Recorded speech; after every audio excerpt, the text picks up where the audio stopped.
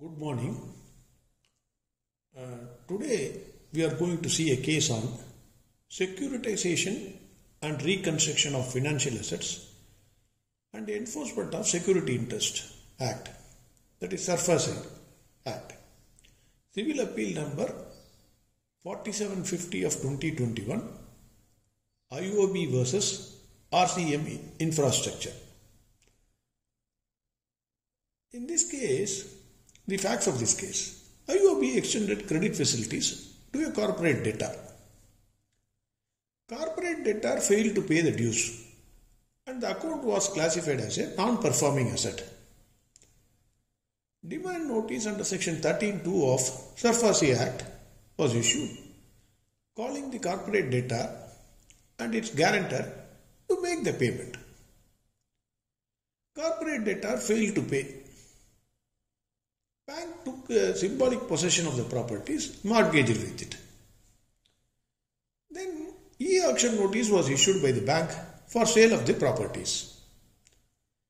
In the meantime, corporate debtor filed an application under Insolvency and Bankruptcy Code, that is IBC, before National Company Law Tribunal, NCLT. In the e-auction conducted by bank, successful bidders deposited 25% of the bid amount and the bank issued a sale certificate. Auction purchasers were directed to pay the balance amount within 15 days, that is 75% of the amount. In the meantime, the petition moved by corporate debtor before NCLT was admitted for insolvency resolution. CIRP process, that is Corporate Insolvency Resolution process, was initiated and moratorium was notified. The bank, on coming to know about this, what they did was they filed their claim before the interim resolution professional,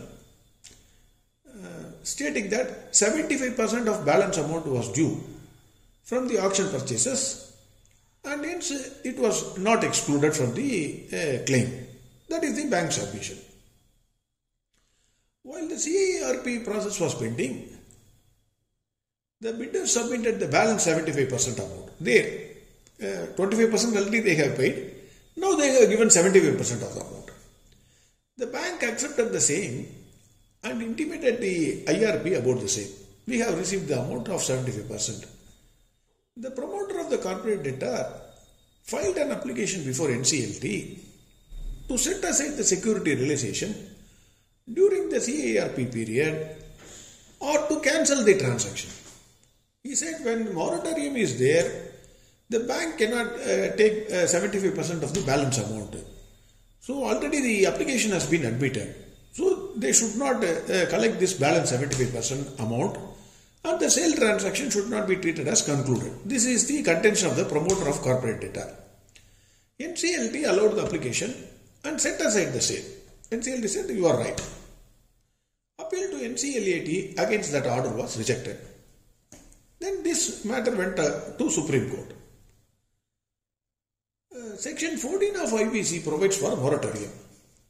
It states that after CIRP is initiated, Corporate Insolvency Resolution process is initiated, all actions including any action under SARFAESI Act to foreclose, recover or enforce any security interest are prohibited. Section 238 of IBC states that provisions of IBC will override other laws.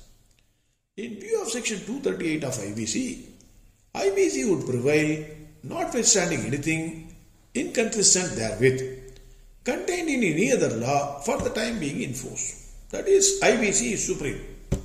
Whatever other laws are there, once application is admitted, then that is the final. The contention of the bank, relying on Section 54 of Transfer of Property Act, that sale was complete before the admission of petition by NCLT. That is, when the bank received 25% of the part payment. So their claim was the bank is entitled to receive the balance amount as the sale was completed before initiation of CIRP process. This contention was rejected by Supreme Court. The court noted that as per Rule 8 and 9 of security interest rules, the sale would be complete only when the auction purchaser makes the entire payment and the authorized officer exercising power of sale issues a certificate for sale of property. You take 25% of the amount, the sale is not complete. Unless you pay the entire amount and then the sale certificate is issued, then only the sale is complete. The Supreme Court held that in the present case, the balance amount was paid much later after the CARP process was commenced and moratorium was ordered. Hence, the argument that the sale was complete on receipt of part payment was rejected. Supreme Court held that Section 14 of IBC has overriding effect over any other law. Any action to foreclose, recover or enforce any security interest created by the corporate debtor in respect of its property, including any action under the SARFAESI Act, is prohibited. The bank could not have continued the proceedings under the SARFAESI Act once the CARP was initiated and moratorium was ordered. The contention of the bank that the petition filed by corporate debtor before NCLT was malified was also not accepted. So, IBC prevails over all the other laws. This is what the judgment of Supreme Court. Thank you very much. We will see later. Have a great day.